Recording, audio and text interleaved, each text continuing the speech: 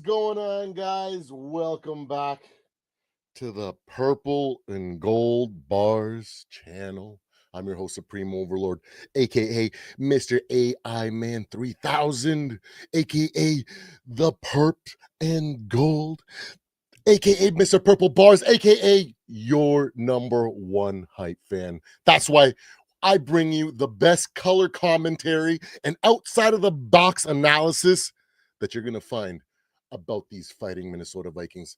And we are live today on a Victory Tuesday. What do you got to say now, Chicago? Hold on.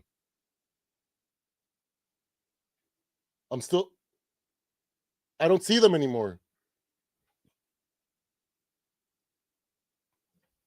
The chat and the comment section and videos all over the place were just filled with Bears delusions. But that's all gone now after week one. Just like we see the Bears every year's hopes come crashing down after week one. The team that is the best at crowning themselves Super Bowl champions before they even play a meaningful game of football with the roster and the team and the coaches they've assembled.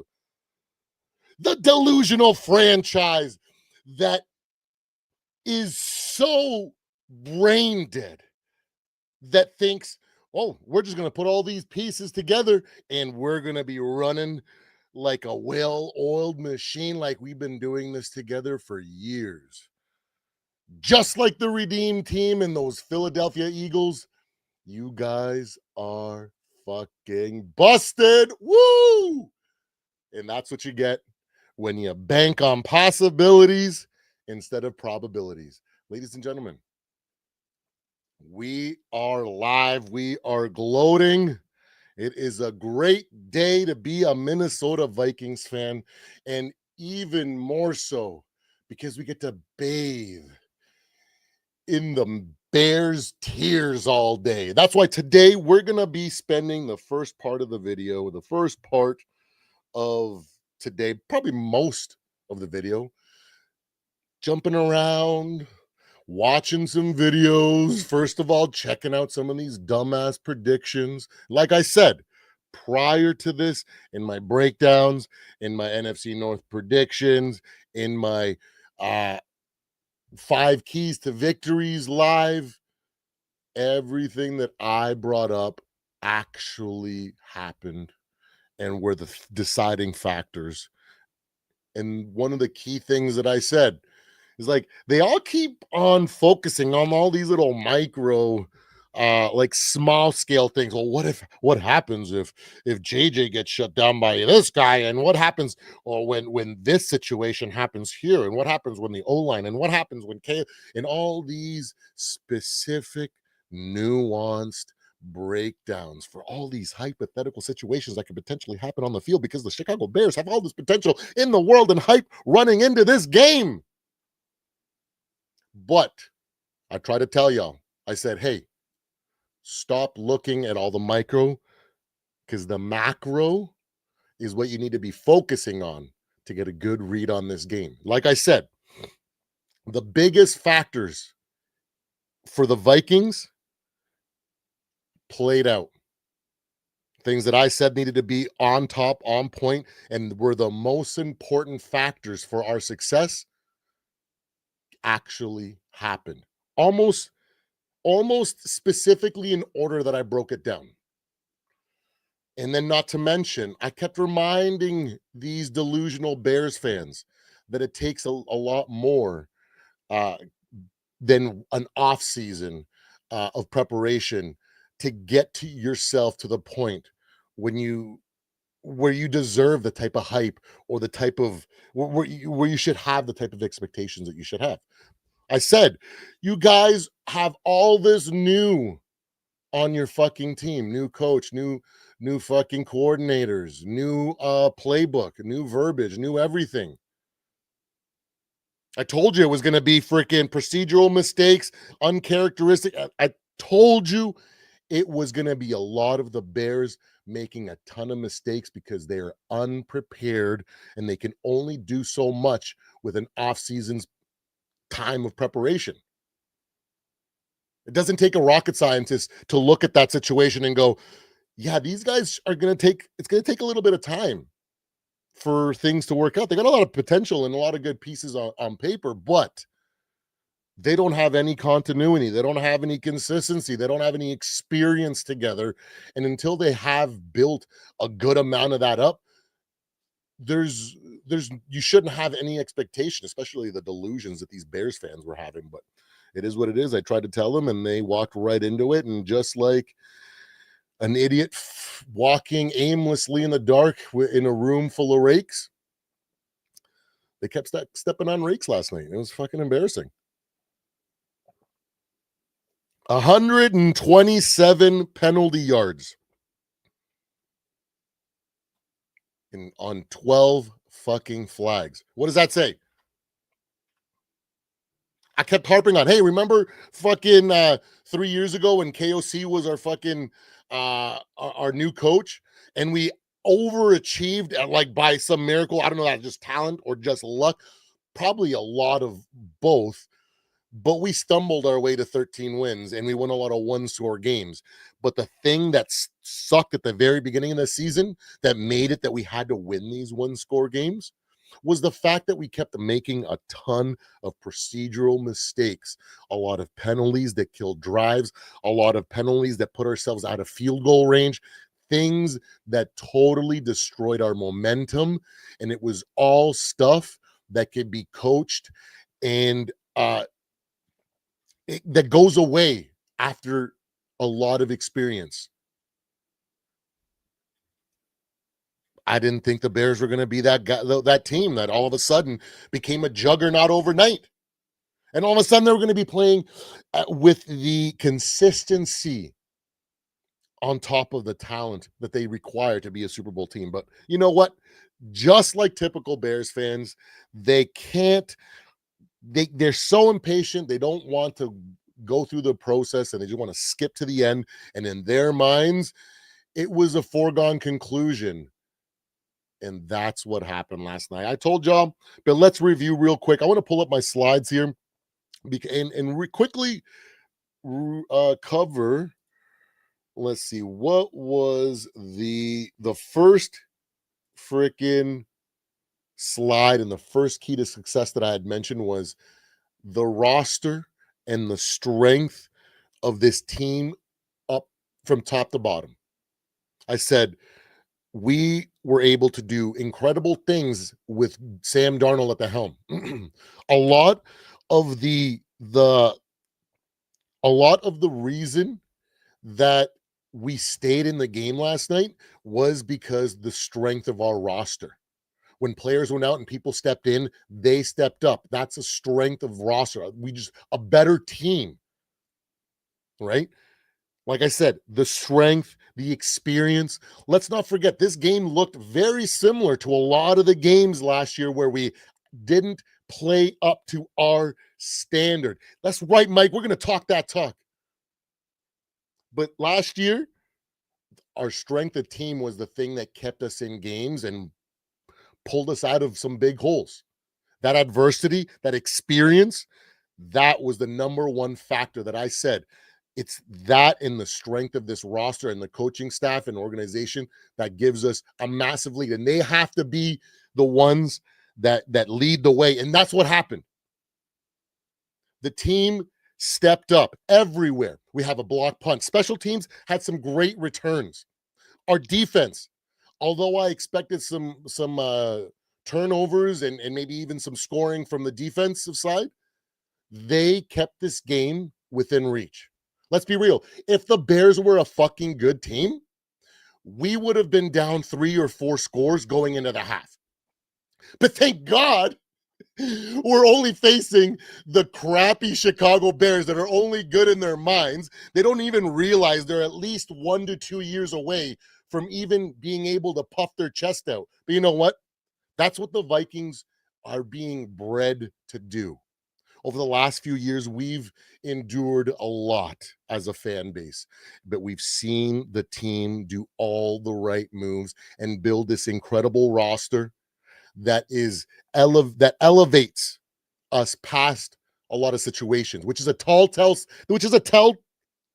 sign that this team is one of the best, if not the best roster in the whole NFL. I think we're definitely the best roster in the NFC, and that was a big factor. Number two, biggest, most important thing that I was saying. Let me see here. Let me add the next slide. So the first, it was the team. The next thing that I said was going to be extremely important was how this offensive line was able to do.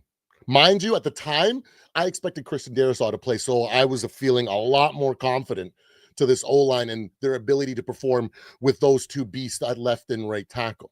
Right, I'm not worried about the inner the inner O-line, the interior. I know we have some new players there. There's going to be some growing pains, but like I said in my breakdown, I said, hey, I expect that based on what we did last year after Christian Darrisaw went down and we brought in a left tackle and brought him into the mix and ended up having a pretty fucking damn good season. I was like, you know what? I think this O-line's going to be able to kind of bring this stuff up to par. And then when Darrisaw went down, that was proven even more. That backup didn't do the greatest, but he stood tall when it counted the most. Our O-line, just like last year, was able to produce at times when we needed them the most, all the time that our quarterback needed to succeed. And like I said, they're not going to be 100% yet. We're going to be a few games, maybe halfway through the season before our O-line is starting to look pretty damn good. But I said, you know what? 80% will get it done. And I'm pretty sure they did more than 80%. 80% efficiency. You know what I mean? Pretty fucking damn good. So the O-line stood strong for these Minnesota Vikings, right? And thank goodness that that Christian Darrisaw wasn't out on that crazy field last night. Everybody's getting injured, so we dodged a bullet there. Hopefully, yeah, Mike. I hope he comes back to next week. But yeah, now let's move on to the next point that I had made, which was and in order, it almost played out exactly how all these things, these two areas, the team strength, the coaching, everything, and then the O-line were so huge in our win there. And then the third point that I wanted to make before this that I made in my breakdown and said, our running backs have to be the fucking difference. We're going to talk about a little bit of how the game broke down in a minute here. But my point was our running backs need to be difference makers. They need to put enough pressure on the defense so that they have to be honest and stop with all the gimmicks of trying to bring everything at JJ so he's comfortable. And guess what happened? Right when we needed him the most, Aaron Jones and Jordan Mason were freaking gashing these boys up. And they came in huge in a whole bunch of different times in the game too. So it was awesome to see. That's why we did so well and why we did freaking excellent and why we won last night. So again, so a third piece, the next area of the game that I was like, if we get we get this right here, we win. We have one of the most dynamic, one of the most outside of the box thinkers at defensive coordinator. In my opinion, he's on the same level as Spags. He's so unique. He's so different. He runs by his own rules, and he is top tier. Both of them, right? And everybody else just kind of does their own thing. A whole bunch of, you know what I mean? But nobody can do what Spags does, and nobody can do what B-Flow does. Let's be real. Nobody. So that was a big factor. And although the game played out a certain way, at the end of the game, I don't know what it was. Maybe it was the game plan, but we're talking about how the game progressed and how the way that I'm thinking. I think they were playing some 4D chess just based on the evidence. But we'll dive deep a little bit in here. But Brian Flores was huge for us, a big factor to why we were able to win that game. So again, another thing I got right. Incredible. It's as if I know what I'm talking about, right? And lastly, my fifth key to success, where is it? Was the team, our playmakers, the boys. We needed our generational wide receiver to make some big catches. He did. We needed JJ McCarthy to make some big plays. He did. Aaron Jones, Jordan Mason, Adam Thielen with the 2-point conversion. Literally everybody pitched in. All our difference makers, all our elite talent, I said needed to be there and needed to be a factor to keep the opposing team focused on the team instead of just shutting down JJ McCarthy. Right? We saw in the first half, Hawk caught a couple passes when things were going rough at the very end. He caught that one pass that led to the pass to Speedy Naylor. That even JJ McCarthy in his post-game interview said when he was asked, well, which pass was it, or was it that kind of got you feeling like that you were starting to get in the groove where it was going to be fine. And he said that pass to Speedy Naylor at the end of the first half, when they came up with 3 points and kept it a 6-10 game, he said that's when I knew it, and every single one of our difference makers was there when we needed them, and they helped out big fucking ups to the Minnesota Vikings. And like I said, the biggest factor I said is going to be like for the Bears, you guys have so much new pieces and new coaching staff, new everything, that it's going to be impossible for you guys to be on the same page that you guys have to be to beat a better team, a playoff team. Let's be real. Our roster alone, if we just take JJ McCarthy out, because that's where everybody wants to fucking shit talk, right? If we just take him out and we look at the strength of the roster, our coaching staff, our organization, everything, even down to the water boy, we are just that much better than the majority of the NFL. And I think that we're the best roster, hands down, in all of football, which is why we were able to take Sam Darnold to 14 wins and why we're going to be the team that JJ needs to develop into the freaking franchise Super Bowl winning quarterback that we need. And it's a beautiful day to be a Vikings fan. Let's go, Mike. 1,000%, man. I totally agree. And but yeah. So I wanted to spend most of this time today. I wanted to first gloat a little bit and kind of go over my 5 key areas of victory and how they proved to be the difference makers. Let's be real though. It didn't play out the way that I thought it was going to play. I honestly thought that JJ McCarthy would warm up and settle in a lot sooner. And I thought it was going to be like we saw Aaron Jones and Jordan Mason take over in the fourth quarter. I thought that was going to be like that essentially from the get-go, right? We'll talk a little bit about how the game progressed and the flow, right? So going into last year's game and going against the Giants, I thought that KOC would be extremely conservative with Sam Darnold because of the narrative. Oh, he can't, whatever, right? So he's gonna be limited in the play calling. He's only gonna be doing all this easy stuff, and we're just gonna grind out an easy win. And then he threw a 99-yard pass out of the end zone, and he showed full confidence from the first drive that he wasn't scared to give Sam Darnold a chance to win a football game and just throw the ball. He didn't care. He trusted his team. And as a result, I thought to this game, he was going to be no different. We just said no to Aaron Rodgers. We just said no to Sam Darnold. Everything that we have done and every posturing that we have done as an organization has led me to believe that regardless of the potential or whatever outcomes we could have with all the other quarterbacks that we could have brought in, JJ McCarthy had already proven that he is our guy. And as a result, uh, I just have this blind faith, I guess, in him, which is well deserved after last night. Good gravy, man. Skull, man. But I honestly thought because of all those things that KOC was just going to let him throw the ball right out of the bat and just freaking like it was nothing. 1-2 runs, and then he's just going to start throwing daggers, throwing freaking 99-yard bombs like we saw Sam Darnold in week 1. And I thought we were just going to be cutting him up and freaking but it didn't happen that way.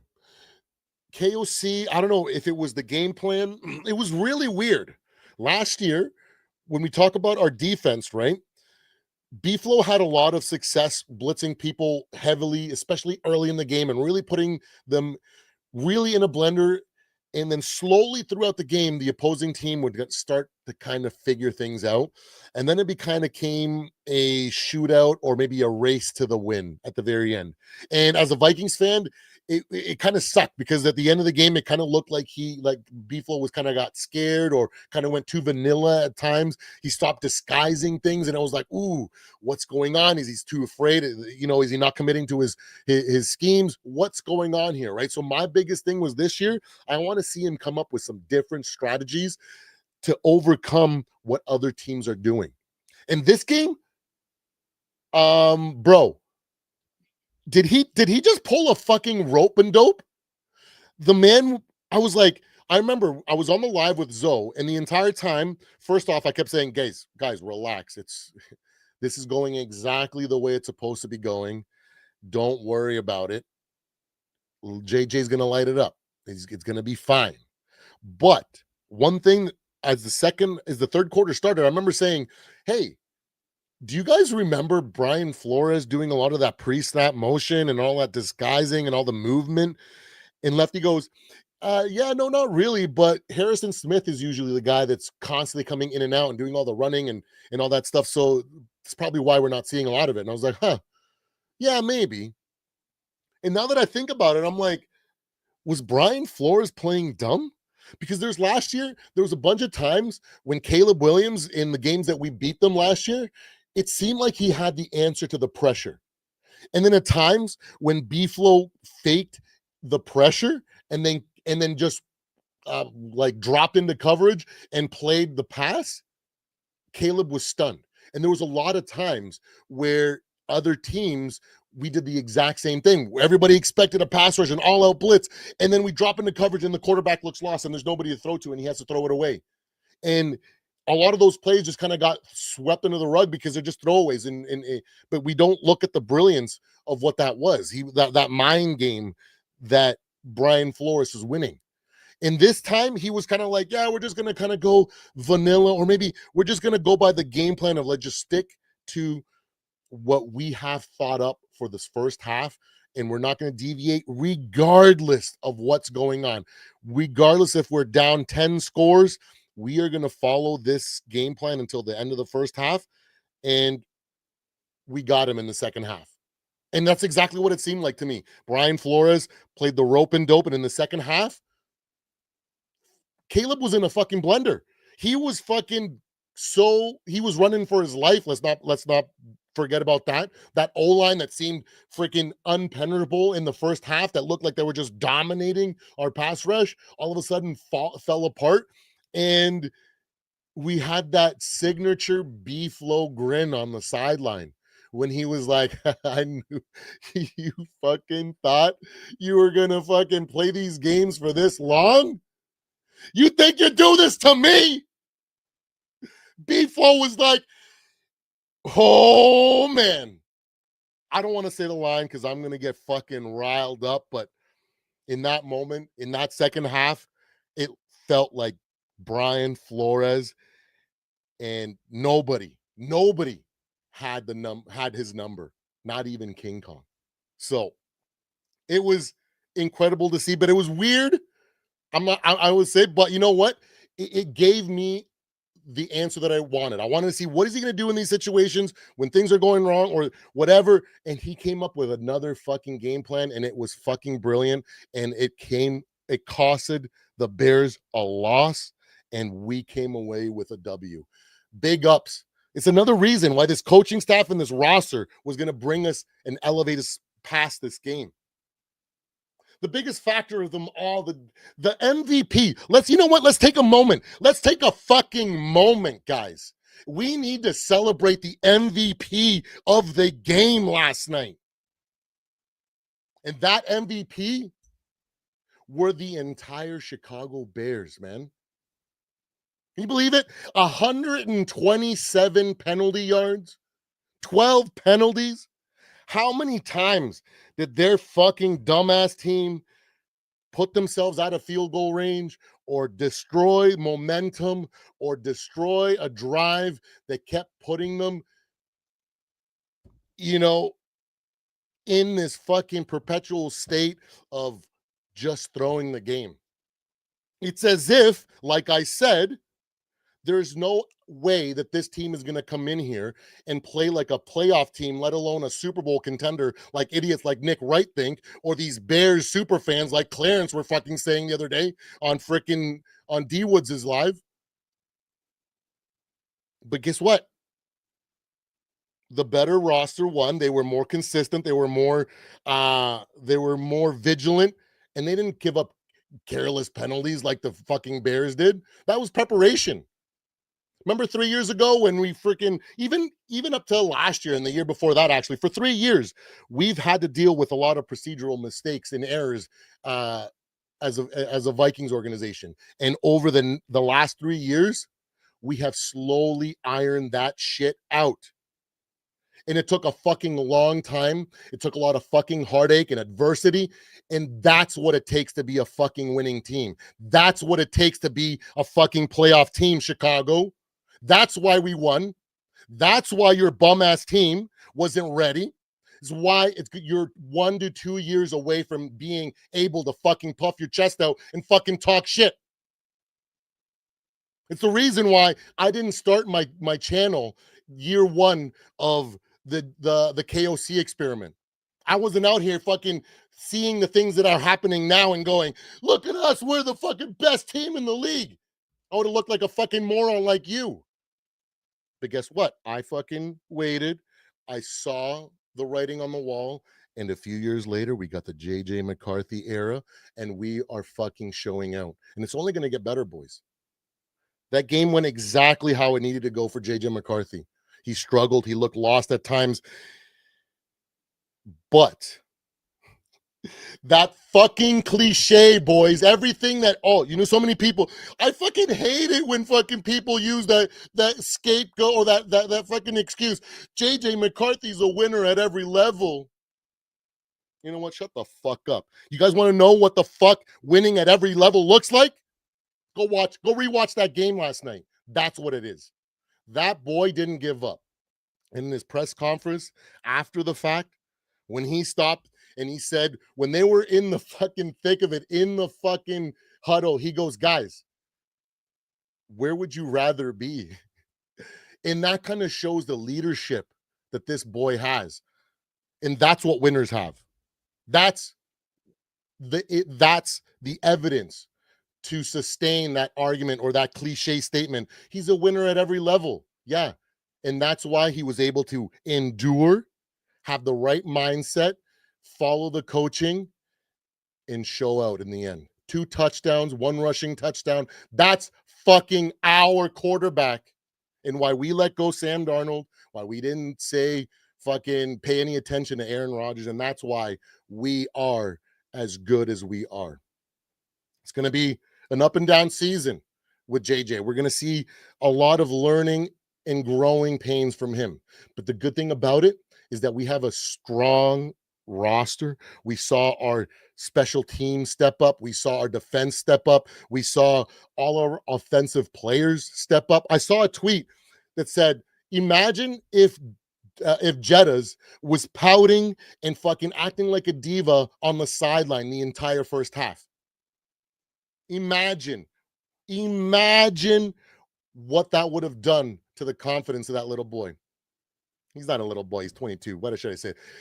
Of the confidence of that man. It, and it's not a bad thing to want to be aware of the situation that you're in when you have a rookie quarterback and catering to certain things, not like you would a veteran, right? When they've passed this time, but the way that this team showed poise, the way that this team stood behind JJ when it was the worst, and how they continued to show up for him throughout the game. We had some big catches literally from every one of our top receivers. Our top playmakers kept us in the game on offense, on defense, and on special teams. The strength of this roster is what's going to make everything a lot more palatable when it comes to this season and the development of JJ McCarthy. But that's a lot of ranting and gloating about how I was right about these trash Chicago Bears. It's same old fucking Bears. But shit talking and trash talking aside, like I said last year in my preseason breakdown, NFC North breakdown video, I said, what I really want from this division is for every single team to elevate to standards that are so much higher than the rest of the NFC and even the NFL, so that when we win our Super Bowls, nobody can take that shit away from us. Because when they go, hey, oh, you guys were in a weak division and you guys just fucking missed it. No, no, no. I want us to be beating teams in our division that are as dominant as we are. So then when we make it to the end and we win that Super Bowl, we can say we beat some of the best teams, and that's why we're the champions. I want to develop that dynasty. I want to see it grow. And I think it's just a matter of time. We have all the ingredients. I know there's a lot of time and stuff we got to do for the cake to bake, but with all the ingredients and all these pieces that we have, it's very hard not to be optimistic. But let's switch gears because I really want to get a good laugh today, and I really want to gloat to these Chicago Bears fans and the mainstream media. So I really want to I want to go back. I want to start with some Vikings Bears predictions. We're going to start with some still shots from some videos because some of these are really long and really winded explanations to just give reasons or kind of drum up baseless reasons to give Chicago an edge or make it eat closer of a game.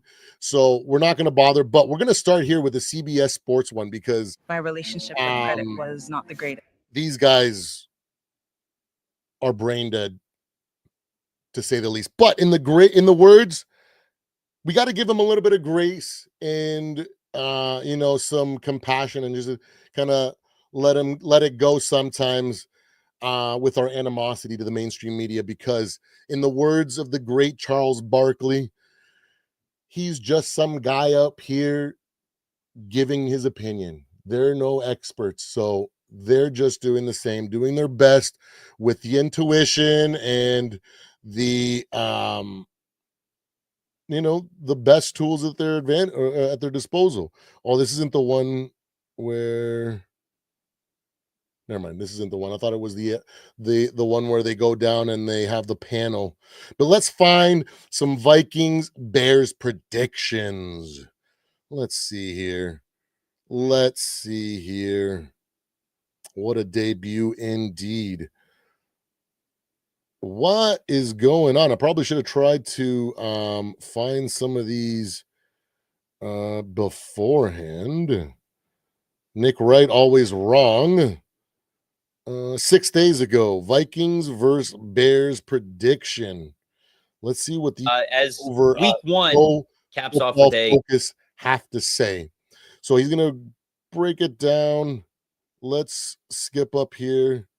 Let's see what they have to say about passing Caleb grade Williams. In these 2 games against Minnesota last year against the Blitz. 27 of 39, 3 touchdowns, 4 big-time throws, and that last number is the big one there. No turnover-worthy plays. The entire idea, look, you bring this much pressure this often against a quarterback. Are you expecting to get a sack on half of an opposing team's dropbacks? Well, you hope so, but that's not how that works. You want to force him into mistakes, right? We've seen Brian Flores do this to good quarterbacks. I remember he's done it to Aaron Rodgers and C.J. Stroud and every other guy you can think of recently, right? It's just that's how it works. It's a lot of confusion. It's a lot to pick up. But the Bears, I thought, actually did a pretty nice job of picking up these blitzes last year. Now you've got Ben Johnson, who's already been seeing this.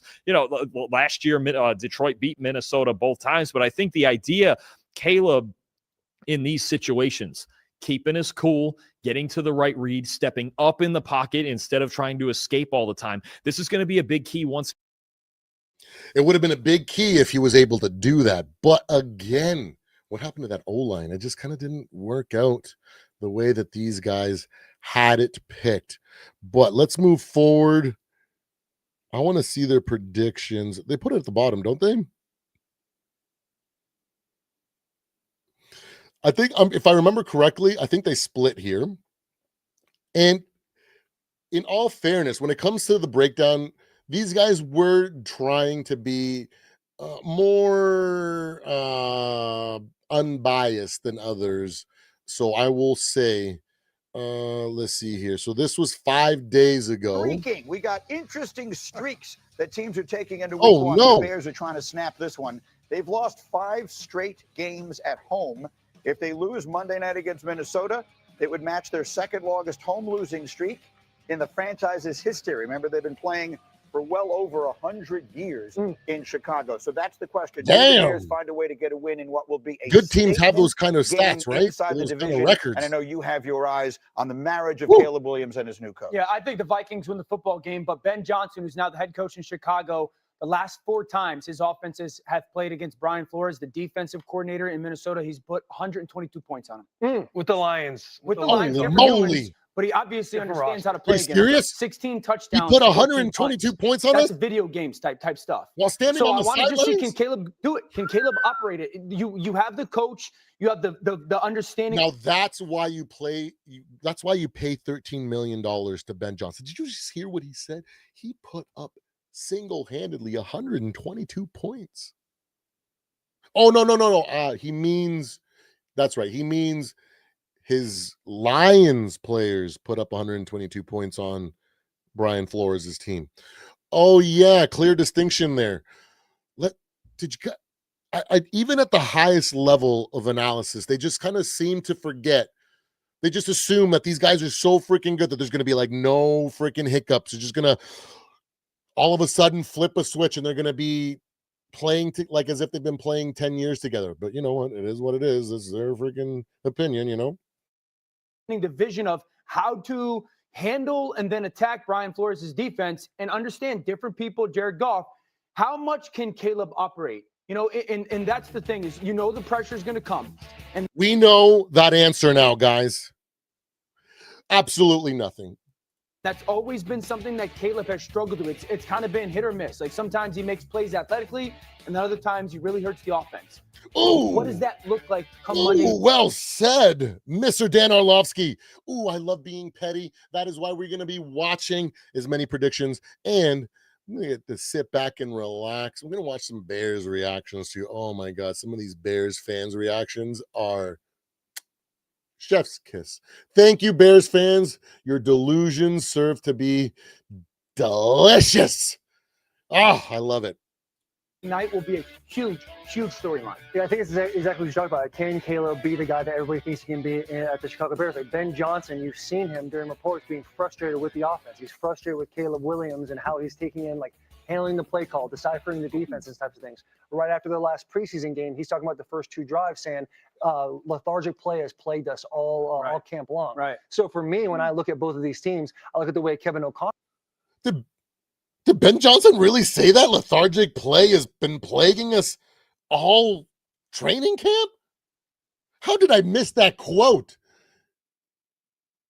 ChatGPT, you got to do better, man, because I told you specifically I wanted everything that was written or said or quoted about freaking Ben Johnson from the start of training camp to now, and you failed me, ChatGPT.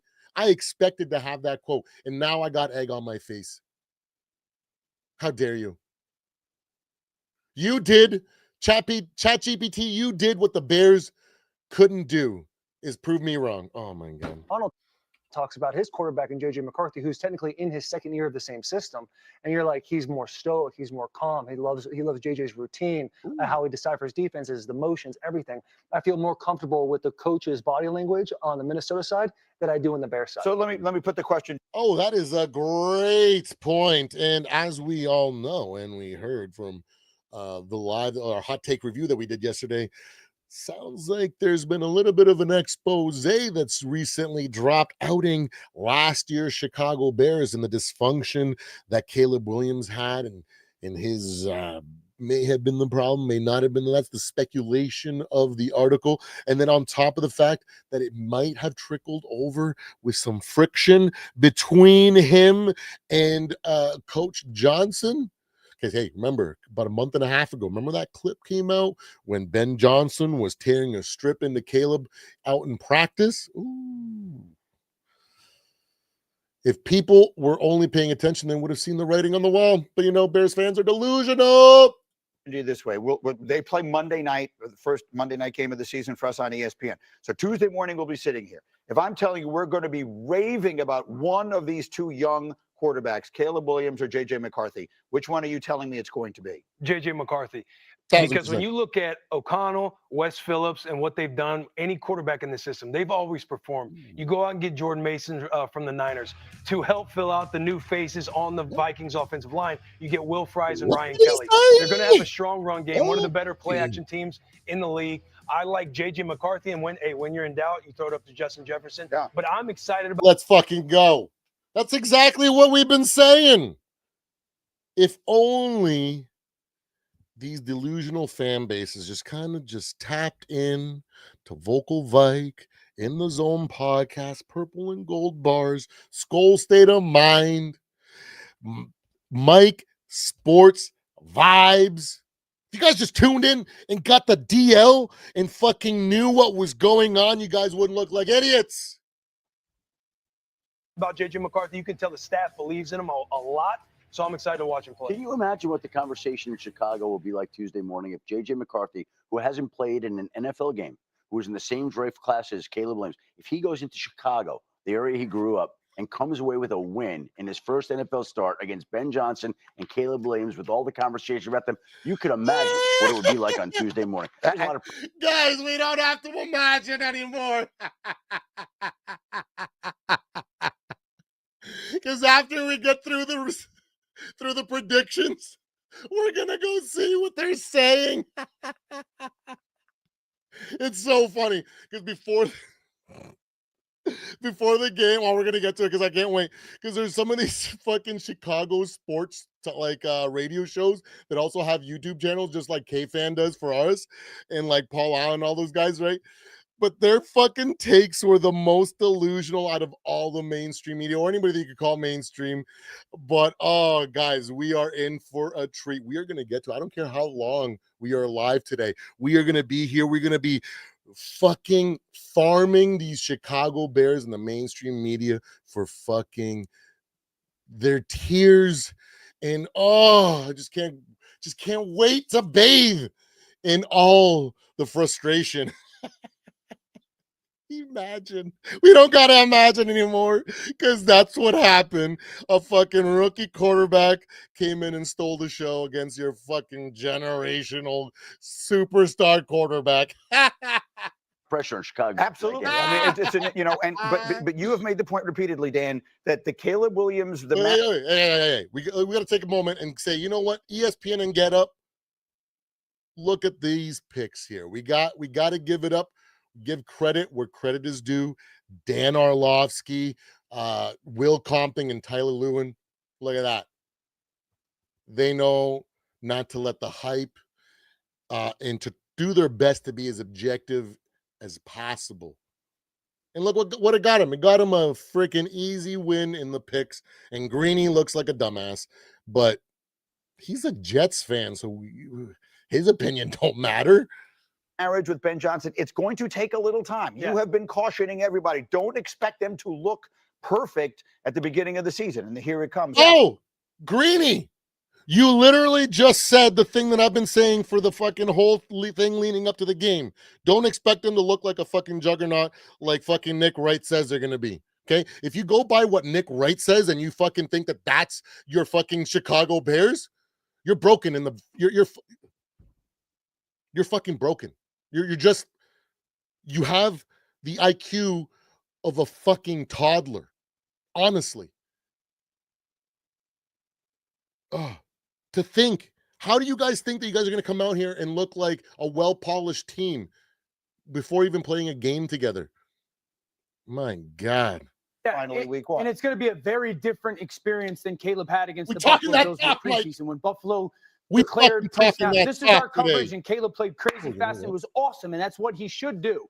He is going to be forced to be thinking so many different ways, and I think that's what I want to see. Does Ben protect them? Does he try to, handcuff him a little bit so we settle him into the game? I think what coach settles their young quarterback into the game the fastest and the best will go a long way to see who wins the football game. Establishing a running One game. more add on that is just with Hey, what a freaking great point, and that's exactly why.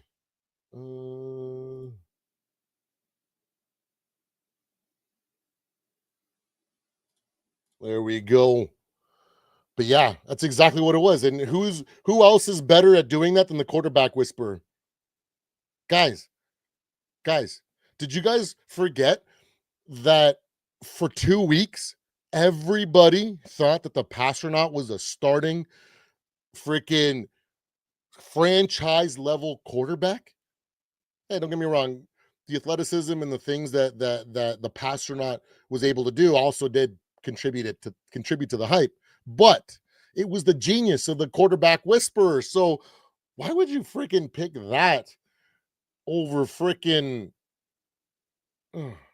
Caleb Williams, illusion? he's got to be verbal about what he wants from his coach as well. A lot of time, young quarterbacks that I've seen when I was playing with like Marcus Mariota, is like there's a level of ego that goes into I can make every throw, I can look at every single thing. He has to be more. And we're starting to get a little bit ranty, and we're kind of getting into the weeds because it didn't really matter. Like I said, these little things where they're just dissecting the little micro things don't matter, because at the very end of the day, what's going to matter is that the strength of this team versus the inability for this team to come out and play without a ton of mistakes, a ton of unforced errors. It's just a recipe for failure. And they shit the bed. Like I said, the MVP of last night's game were the Chicago Bears. If it wasn't for their 127 yards of penalty yards on 12 flags, do you think that we would have had a chance? Do you think that if a fucking team that wasn't a fucking 5-win team, if we had faced a better team than that, we would have lost? I think so. I think a mediocre team that won at least 8 games last year probably would have beat us, because we were struggling at the beginning to get it right. But guess what happened? Guess what happened?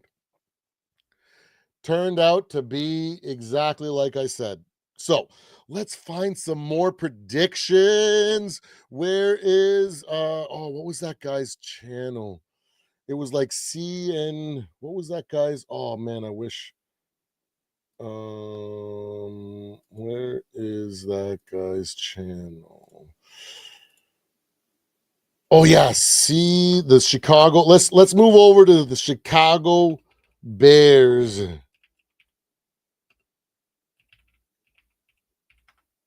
Ooh, we got a freaking Clarence. Let me see here. Where is CNG Podcast? These guys right here. Come on. Let's look at their lives. Ooh.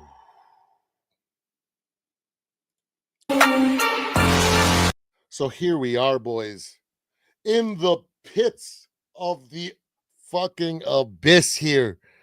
the fucking delusion factory.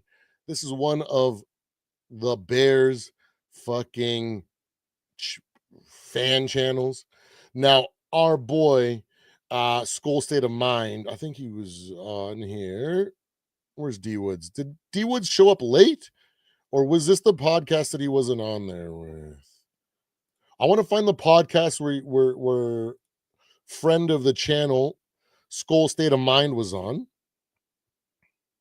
Because they had some really fucking wild takes, boys. These guys, let's talk about fucking brain dead, bro. So I can't find it, but let's go straight to the reaction, bro. And let's sit back and enjoy. Oh, let's enjoy the fucking tears. Hold on a second. What the fuck was that, man? Let me tell you what the fuck was that. Your team sucks. What the fuck was that? Oh, man. What? Delusions got the better of you, bro. Delusions. How? Where the fuck is Clarence? Good Lord. How do you let a second-year rookie quarterback beat you at home, bro? Great question, Walker. Oh, the Black Neo of the Matrix. How can you be the Black Neo of the Matrix and be so fucking blind? Bro, did you forget you were a 5-win team?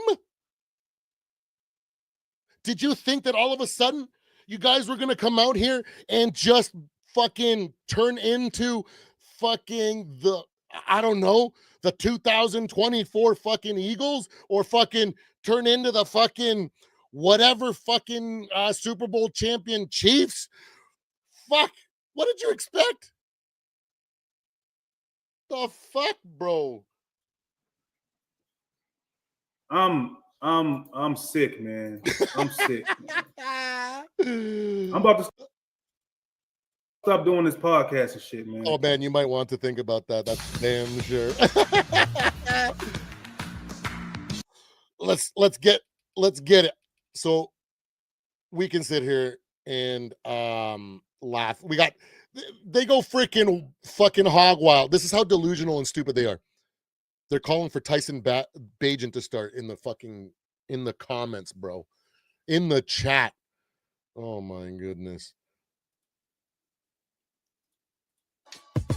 Clarence is so pissed right now, boy. Up to the show, man.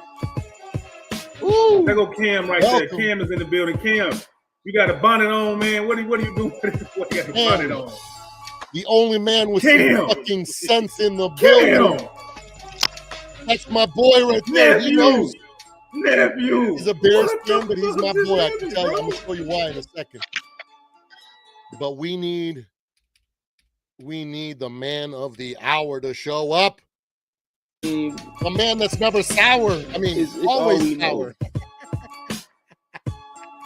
Well, this is crazy. Chicago Clarence stepped up in the building. Chicago Clarence.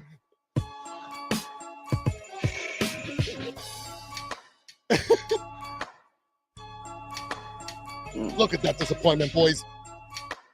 Bask in it.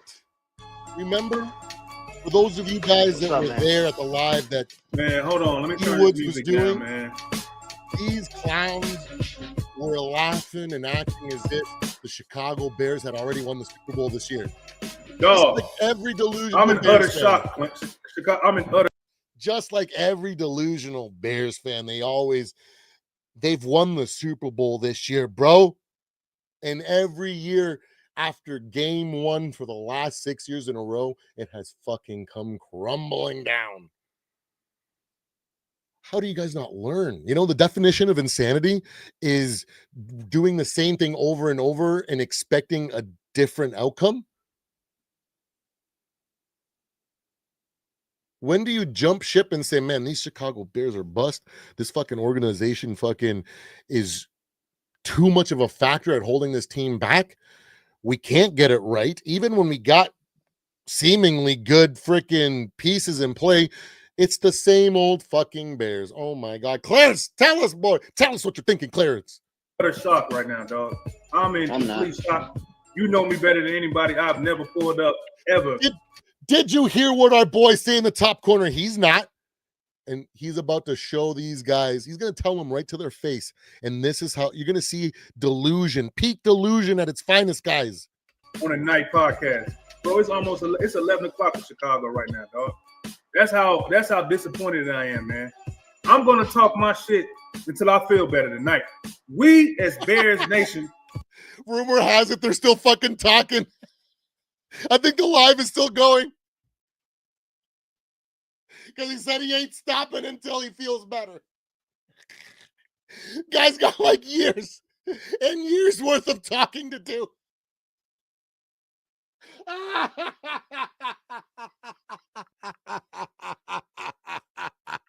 Oh my gosh. Oh man, ain't no way. I'm gonna heal, man. We finna heal each other from this bullshit because I need to talk to my guys about this shit, man. Let's go, Chicago Clarence, man. Whatever you want to say, man. The floor is yours. Clarence, let You him can go ahead and know, cook, man. bro. However you want to start it off, it's fine with me, You man. were the Like, one that had the I'm biggest disgusted. test the other day. Tell us. Man, let me first off thank you, bro, for sending me out the invite, man, and letting me come on here. Let's go. Come on, Clarence. Get those apologies out, son. You had that chest out, pumped huge. It's funny how things change when reality fucking slaps you in the face. Come on, Terrence or Clarence. Let them know, brother. Like you, I'm the same way. It's hard for me to lay down and go to bed with this on my heart. You know, we were promised. Bears and the Cowboys. We were promised an offense. Listen to this fucking entitled feel. Look at this fool right here. We were promised an offense.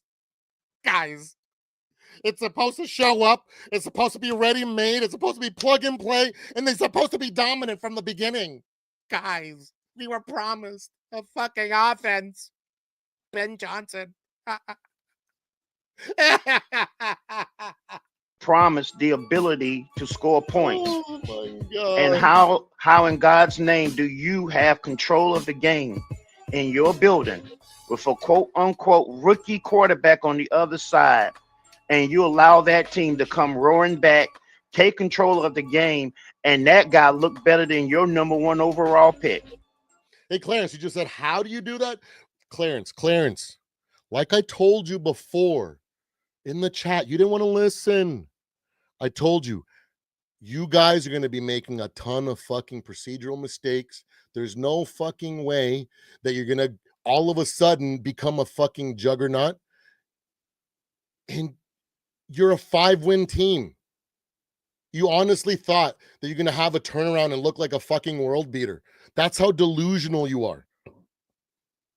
Your own stupidity blinded you. Because you guys were promised. You guys were promised an offense. It's maddening to me to have 12 penalties for 122 yards. It's only madness. Pre-snap penalties. Now, I'm talking about, you know, the snap count. You are in your building. Why are you false starting? Oh. Well, it's because you guys haven't played a snap together. And despite having all this off-season preparation, regardless of all that preparation, there's no fucking way that you're going to be able to get your guys prepared to not make procedural mistakes like that, because it takes years for teams to develop that skill, because it takes years of coaching and consistency and playing together. Shit that you didn't have going into this game, but your dumbass fucking thought you did. I don't understand it. Missed assignments, missed blocking, and it just snowballed from there. I don't want to talk about, nobody talked to me about the refs. Did the refs make some bad calls? Yes. But sooner or later, you have got to be able to overcome it. You go forward on fourth down in the first half when you should have kicked the field goal there. Who called Cairo Santos? No excuse. for you to stand on the sideline, watch they guy go over there and kick a 59-yard field goal, and on the same end where he kicked the 59-yarder, you miss a 50-yarder. There's embarrassing, bro. He crashes out pretty hard here. No excuse for that. It's your only job. And when we were promised better situational football, Ben Johnson. Are you dumb? That kind of level of preparation for better situational football takes fucking time to develop. Guess what? It's week 1. You haven't had any time to develop that shit. It's on your dumbass for thinking that was just going to happen overnight. You know. You're the head coach. You know good and damn well you cannot allow them to catch that ball and run that and start the clock. And you let Cairo Santos with his weak ass leg go back there, kick the damn ball out of bounds. Oh yeah. Let's not forget. A bunch of people are like, oh man, if fucking he would have made that field goal, we would have probably forced overtime. Did you guys forget that in the first half, you guys went for it on 4th down in field goal range and fucking turned over on downs? So had Ben Johnson not fucked up that royally in preparing your fucking bum ass team, maybe you guys would have had less penalties, and maybe he wouldn't have been an idiot and taken those points in the fucking first half. And maybe if Cairo Santo had made that kick, because he might have been in a better situation, you guys might have won the game. But that's what happens when you fucking back a bum ass fucking trash team. But you know what it is. But let Clarence crash out a little more. Kick the damn ball out of bounds. And who is in the booth? Who is in the booth telling you to bust down and throw challenge fast? Stevie Wonder could see his knee was down. Why are you challenging that? It cost you a timeout. We needed that timeout at the end of the game. It came back to hurt. Why the hell are you challenging that play? And that's what I'm talking about. When you take somebody who's supposed to be a... The fucking crash out is legendary. But guys, amongst all this fucking delusion, we have our boy down here in the bottom right fucking corner. Let's jump ahead, because amongst all the delusion, there was a fucking smidgen of fucking self-reflection and awareness, self-awareness. Check it out. Let's see what this guy has to say. The whole off season. We just got our kicks over. There's going to be a lot of kids that's going to be on. Here we go. Let's see what he says. Go ahead, Cam. Speak your mind, big dog. Let him know, Cam. This just part of the process. It was never going to be perfect for the first 7-8 weeks. It's September and October. There's going to be a lot of kids that's going to be on the way. That is how it is.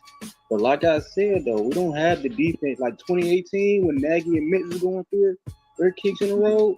We don't got the defense to back them up, so we kind of put that to the side because we was winning. But like I always said, like the whole offseason, we just got to outscore teams. We don't have the benefit of what we got in 2018 where we could play ball control offense and play off the defense to win games. We just don't have that.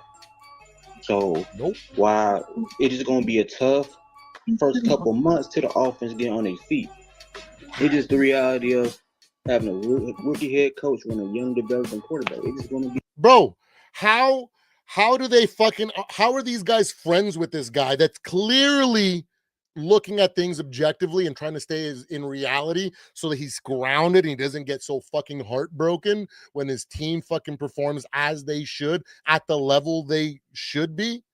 Like how and they don't fucking listen to it? Like they just discount what he says immediately, like they're fucking deluded. Look at Clarence. Clarence ain't fucking listening. Clarence is fucking sitting here listening to respond because he fucking does not want to hear the fucking truth. Now, listen to how much fucking deeper he cuts through them. Oh, my God. Sounds like it. And that was a good football team. It's not like we played the Panthers. It's not like we played the Browns. The Vikings are one of the best teams in the league. So they're good on both sides of the ball. And most importantly, unlike us, they have continuity over there. They've been at it for 3 years now. So When you factor in all that in, this result is not really shouldn't be surprising. Bam. Bro, how are you that fucking stupid that your fucking own buddy just told you exactly how it is, why it was going to go the way it did, and you don't listen? You just fucking go, oh, yeah, that's a really good point, but I don't know. God damn, son. But enough with that one. That's enough farming of the Bears fans. Let's see what the mainstream media had to say. Let's see. I haven't seen Chicago Bears versus Vikings reaction. Let's see what we have from the mainstream media. These guys are pretty. They're pretty. They try to be objective as best as possible. Holy moly! Bears Vikings reaction on the herd. Okay, no. Let's go. Let's start with Unk right here. Oh yeah.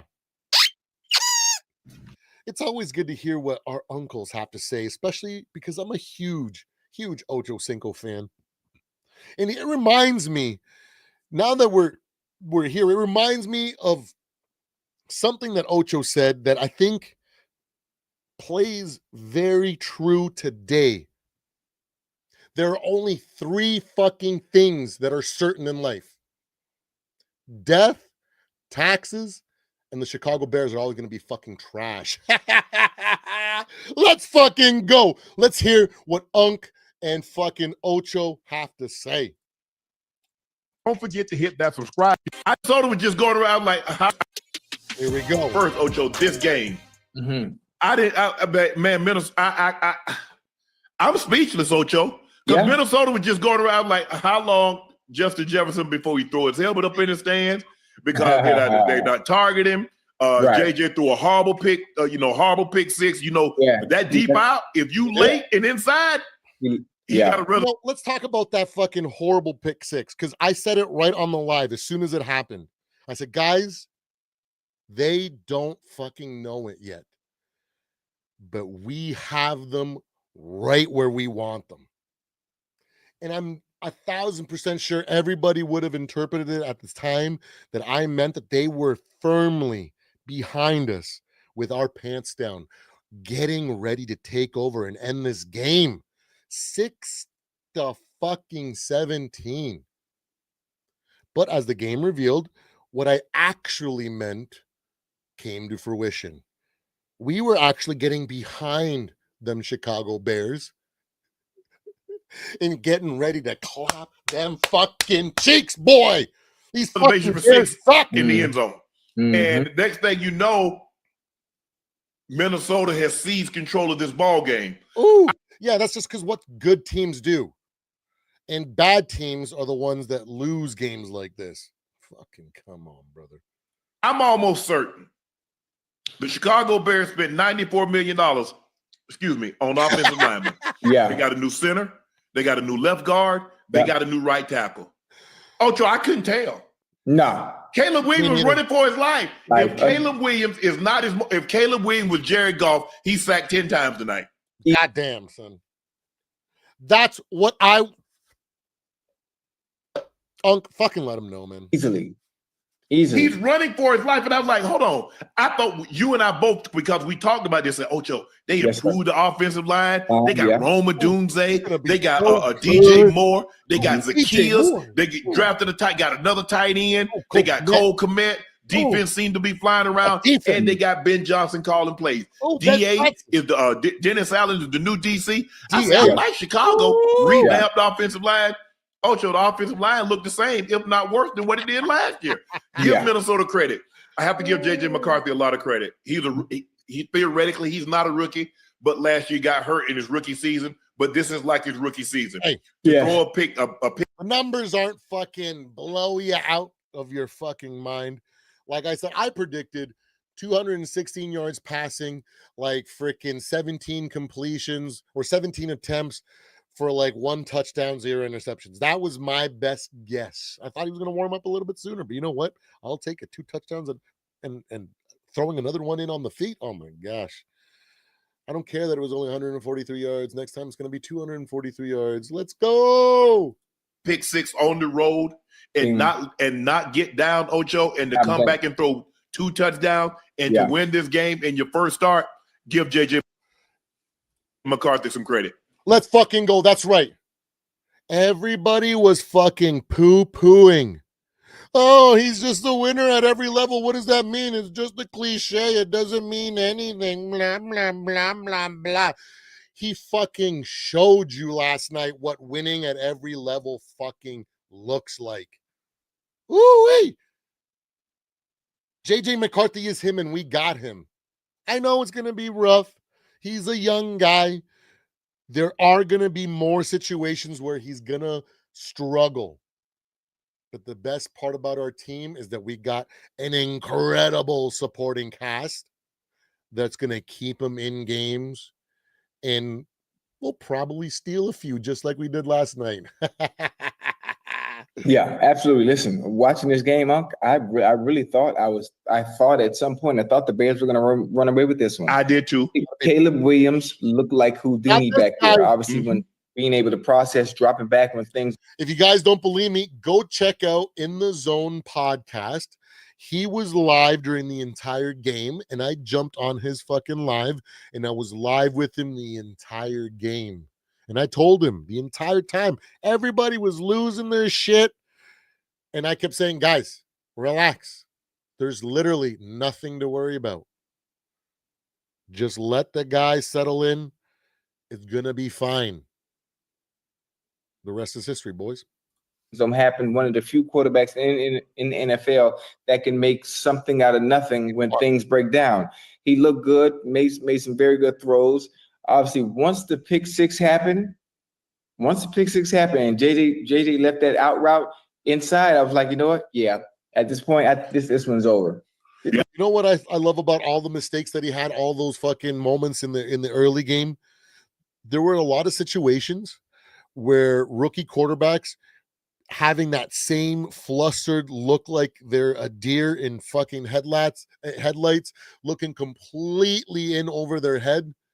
Sometimes they panic and they throw ducks straight up the middle. You know, just panicking, trying to make something happen. They lose their composure. We see a lot of these rookie mistakes in those moments where I kept saying, like, I just don't want to see him make these procedural mistakes. Like he goes to hand off the ball to the right and the fucking back lined up to the left. I didn't want to see him panic and scramble and just throw up ducks trying to fucking, make something happen in the middle of the field.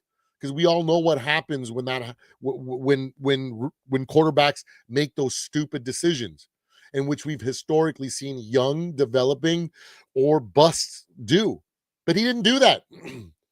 He stuck to the game plan when it wasn't going his way. He found ways to scramble. He found ways to get rid of the ball, and he didn't force things, which was fucking awesome. Yeah, that interception, he stared down the plate way too long, but it was a learning mistake that he needed to endure in order for those fucking sparks to fly in his head, for him to start fucking being that mad scientist that I believe he is, which is why he's always one of the first people in the building and one of the last to go, because he's so dedicated in fucking improving. And all of what happened last night was beautiful for him to experience, and how he fucking showed out at the end, boys. My God. Yep. This game is over. Man, JJ kept on plugging. He did. Yeah, he did. Kept on plugging. A play here, a play there. He also, being a dual threat quarterback, both of them could move with the ball too, huh? Yeah, for sure. Yeah, both of them can move with the ball. Man, before you know it, man, we got a ball game, baby. We got a ball game. You looking at Ocho, you throw that out route, you got to be early and outside. Yeah. Because even if you late, it's going to be knocked down at worst. Yeah. At worst, it'll be knocked down at best. The worst thing that happens is a pick six going the other way. But if you late and inside, oh yeah. But he had to make the decision. He had to make that play. And you got to have an arm. Never make that. Most coaches don't throw it from the far hash all the way out. You got to have an arm. So in that situation, I would like Ocho, like fucking Unc said right there. In that situation, it's better to be early and just to trust your timing and be completely off on the pass where they can fucking sail out of bounds or it's not a playable ball, instead of waiting to make sure that he puts it in the right spot. He just needs to trust that timing, trust his accuracy 1,000%. But from now on, I guarantee you he's going to be like, I'd rather fucking do that and throw it early or maybe be a little bit off, because the likelihood of it coming back for 6 is so much less. So I feel like he's not going to be making those mistakes for very much longer. Obviously, JJ must got a gun on him for the coaches to be comfortable with him even throwing that ball. But it's all about placement. It's all about you want to miss far rather than miss inside. When he catch that ball, Ocho, he out of bounds. You catch it, you get 2 feet down, you out of bounds. Yes. Basically, when you throw that, when that joker plant that right foot, that ball need to be in the air. Because he's running on the speed. Now, he's not stopping, so he's running a speed out. Yeah. 1,000%. So when he hit, before he hit, that ball got to be in there. When he speed out, when he 10 roll to 12, he needs to be identifying the ball. He got to drop in his hands. When his eyes turn back to look for the ball, that ball already got to be in the air. Oh, for sure. And we're not gonna freaking farm and use all the fucking unks. Guys, go check out these full videos, these full streams. Go back and watch that fucking live stream, that post live stream, and that pregame where these Bears fans go over there and go watch and enjoy the pure tears and salt that are flowing from the screen. But we're going to move on. Go and check this one, because I'm sure, based on what they're saying, I'm already like 10 toes down, as the kids say, for their analysis here, because they're spot on. But let's see what else. Let's see here. Vikings, Bears. This is the instant reaction from Colin Cowherd. Do we want to go straight there? Jared. Let's watch a little bit of this, boys, because this is Vikings royalty right here. One of our all-time pass freaking rushers, Mr. Jared Allen. Hey, guys, if you guys haven't found the Kay Adams show, whether you got him on the Roku channel or you watch her channel on YouTube, this girl right here, she gets some stellar freaking guests on her show. They break down some really good freaking analysis of different situations. They think outside the box. She asks great questions, and she brings a lot of Vikings fans in here. And it's awesome to hear from the fucking horse's mouth when like Ivan Pace Jr. I think was on there last year, like a bunch of good players, Vikings greats, to hear it from them. Check out Kay Adams. We're gonna check out what Jared Allen has to say. I haven't seen any of this, but oh my goodness, let's see what he says. I tell you what, this week, I'll be honest, week 1, I fell in love with football again. I mean, after the Bills game, I thought that was the greatest game I'd ever seen. And by the end of the third quarter, I was ready to just, I'm like, well, I'm going to be talking some lot of crap about the Vikings come tomorrow. And then they came back, and that's why we play the game of football. It's moments like that. It's awesome. Yeah. I think a lot of people were like, man, other sports don't stand a chance. Like, we try with other things in the offseason, but wow, the NFL is NFLing right now. And Minnesota, of course, it's 21 fourth quarter points. JJ, first career start. When you're watching, let's start with the first 3 quarters. Are you giving up hope? How are you feeling in those first 3 quarters? And what's going through your mind? Everybody was asking me, how do you think they're going to do? And I'm like, dude, historically, we do not play well in Chicago. Brett didn't even win in Chicago when we were there, when he was with us in 2009. We lost in overtime that year. I don't think we won 1 game in Chicago, my 6 years in Minnesota. So it doesn't really matter what the team structures are. The Vikings in Chicago have never been historically great, at least in recent years. So that was an insanely challenging task for McCarthy to step into in the first place. And then for it to go the way it did for 3 quarters, you're like, oh my gosh, this might be too big for the kid. And then for him to come back the way he did really shows why everybody was excited for him in Minnesota. It really showed, the type of character it takes to go out and be a winner. And that was what he was about, right? Wins in high school, wins in college. You got to bring it on and win in the NFL. And he showed that type of character, that type of moxie, that type of resilient, kind of spirit to go out and get it done. From a football perspective. Well said, Mr. Jared Allen. Wow. he encompassed a whole bunch of shit right there. He kind of had a little bit of a shout out to us, to our diehard Vikings fans that have been around for a long time. Shout out to you, Sammy. We know that you guys are jaded. We know that we haven't historically done well in Soldier Field, but damn, was it good to see that game win. Oh man, he let us know, man. From a Hall of Fame perspective, but what the hell happened in the fourth quarter? You know what? I think he settled down. I mean, you're getting your butt kicked. At some point, there's two types of people in this world: people that get slapped and they duck and they just don't fight back and they sit there like, okay, let me wait till the beating's done. Like Caleb Williams. I mean, they're going to play dead. And there's people with backs against the wall that fight back. And I think that's what happened. I think they looked at it like, we can't play any worse. So like, let it go. Let's go start punching back and see where we end up. And you saw what happened. They started punching back. They started running the ball. The trenches got involved up front defensively, started making stops, and started putting the Bears behind the chains. And it was a totally different team. And it was great to see. I mean, from a coaching standpoint that you're going to get consistency, right? With McCarthy and Flores. I mean, with O'Connell and Flores. I mean, you're going to get the same coaching staff. You're going to call the game the way they're going to call the game. And I think the players just stepped up and decided to say, hey, all right, we've taken enough beatings. Let's go give a few ourselves. That's an incredible take by a fucking Hall of Famer.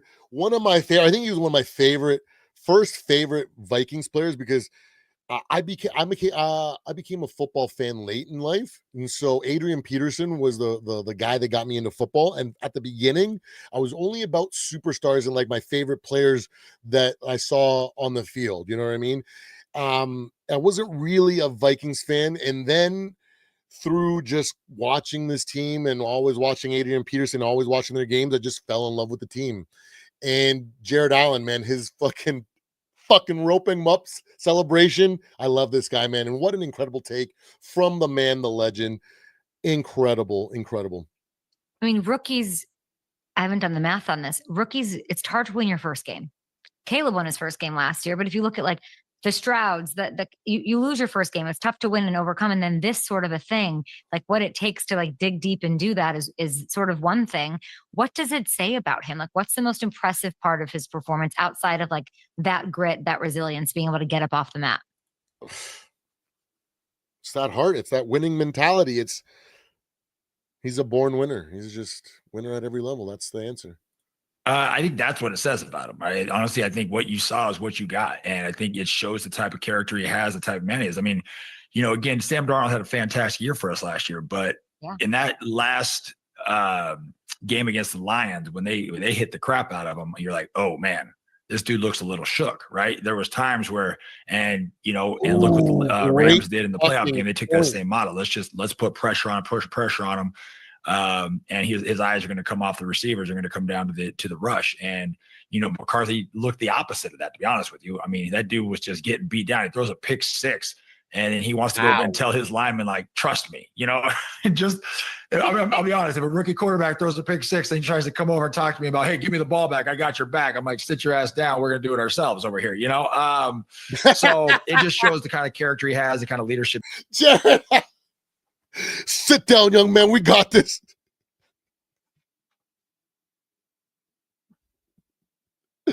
Oh, that is so fucking funny. But you know what? He said it, man. It just goes to show the character, the leadership of this young man. It's why he's been the winner at every level. And he just proved it in his first game. He just had to remind everybody. He's like, hey, I win. That's what I do. I'm him. And we're going to see a lot of fucking spectacular comebacks and some wins where we shouldn't win because he's a fucking winner. And I can't wait to see how he develops. Fucking growing pains and all. He has, and then ultimately the trust that his teammates have in him to go out and respond like that. Right. You look at Justin why Jefferson. Does that work, Jared? I was thinking this morning. I'm talking, and it's like Javon Hargrave is 32 years old. You're going up to him and saying like, "We're gonna be okay." Like, get out. Like, you look like crap for 3 quarters, kid. Like, get the F out of here. And what is it about him? Why did it? It's something they said to him in camp. So that's what I love about the NFL, sports in general. Right? You can't be a fraud in an NFL locker room, right? When you got 53 alpha males, fraudulent people get, so fucking true, flung to the wayside. And So clearly they know something about that kid being there a year. Obviously, they know something about him through training camp. They know who he is as a man, as a person, and they trust him. And so it makes me think that there's been some sort of situation in training camp, some sort of adversity, regardless of what area of the facility it was, whether it was in his rehab. They witnessed something from this young man, and that made them go, "Holy shit!" That's the type of heart, that's the type of mindset that we got at quarterback, and they haven't looked back. And that's the reason why we didn't fucking pick up a washed old fucking Aaron Rodgers and try fucking Brett Favre 2.0 experiment. That's why we didn't keep Sam Darnold as good as Sam Darnold is. And as much as I love America's quarterback, it's a great story, man. I love it. To freaking be beat down as hard as he has been, to come back and keep working and persevering and getting to the top. That's the American dream. I love it. But JJ's just better. And he proved it. And that's why we stuck with him. You know, you saw the team rally around. Like I said, you see Justin Jefferson over there smiling, laughing, and hugging him up. And, you know, he really didn't, you know, JJ didn't get him involved until into the fourth quarter, really. You know what I mean? It was pretty quiet for everybody in the first three quarters. And so, you know, when you got one of your mega superstars still smiling and you know, hugging your quarterback, not griping about why aren't you getting me this or like that, you know, it could have imploded, but it just shows the character of the team. It didn't implode. They rallied behind each other. They rallied behind the young kid, and they came back. And then defensively, you know, I think they basically just said, we got to keep giving the opportunities. It's going to, you know, they're going to crack at some point, and they did. And so, you know, defensively was a totally different game in the fourth quarter, as it was offensively. Unfucking believable. Guys, like I said, this is why I watch Up and Atom with Kay. If you got, like I said, if you got the Roku channel, if you got a Roku TV, or check out her YouTube channel, she has great freaking guests. They break down a whole bunch of stuff. Last year, I saw a couple. There's one with like Luke Kuechly where he was breaking stuff down and he was being like so insightful. I was like, why does nobody break things down or give these kind of? She brings some of the best fucking guests. On top of the fact that she brings a lot of Vikings personnel and players on there. If you're a Vikings fan, go check her out. Awesome, awesome channel. Let's move on. Let's find out what Dan Orlovsky and Get Up. Ever since I switched phone, We already see. We saw them predict the game. Let's see their reaction to public mode to it all. Oh, come on with your commercials, YouTube. Yeah, fucking suck. They don't got that shit in America. They don't care. Oh my God. Here we go. I wrote all that in an Uber. Jeff Saturday is back for the first time ever. He became the first. It was a meeting game last night. Take me to Soldier Field.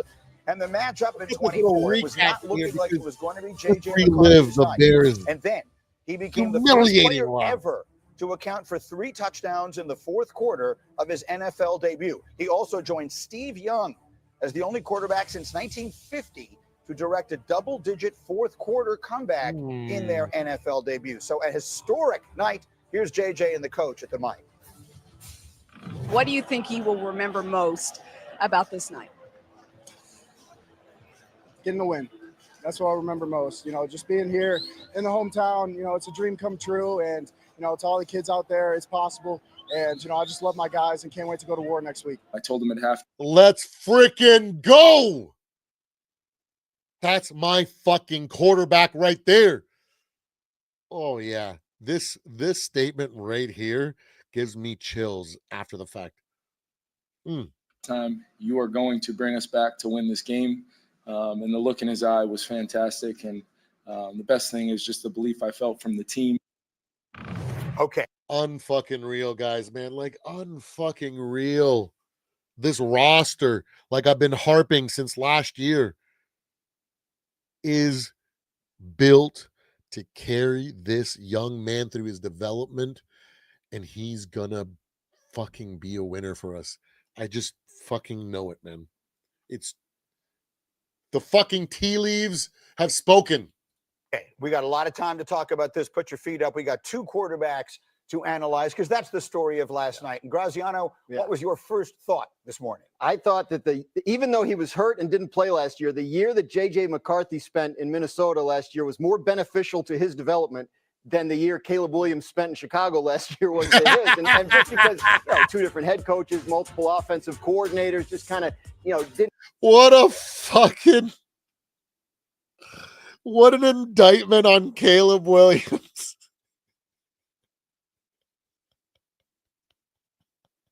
The man just said that an entire offseason without a snap in the regular season and the development that J.J. McCarthy bestowed upon himself was more valuable than an entire season that Caleb Williams had with the Chicago Bears. It's because they're fucking garbage. Didn't really get, his feet under him in the league, even though he was playing. Whereas J.J. McCarthy, the coaching infrastructure there in Minnesota is so strong. The belief from the head coach, Kevin O'Connell, in him is so strong. And apparently, as Kevin mentioned, the team feels the same way. So this is a quarterback who had never played in the NFL before last night, but seemed like he was absolutely ready, not only to play, but to continue Minnesota's success from last year. Remember, there's a lot of pressure on this young man. They won 14 games last year. So if he didn't look like he was up to it, it would have gone sour pretty quickly. Troy Aikman started the night. Man, what a freaking take from the first guy. That is hilarious, though. Man, that fucking caption or that fucking looked like the season J.J. McCarthy was more valuable than the season Caleb Williams played. Oh, my God. Bears, you fucking suck. By saying he thinks there's more pressure on McCarthy this year than any other quarterback in the league. And so how do you think his teammates walked out of that stadium last night? Oh, you walk in that locker room coming off that victory and you say to each other, hey, Nick, man, we got to do it. We got our guy. We got our guy. We're not worried. That all those guys know. People going to be practicing harder on Wednesday.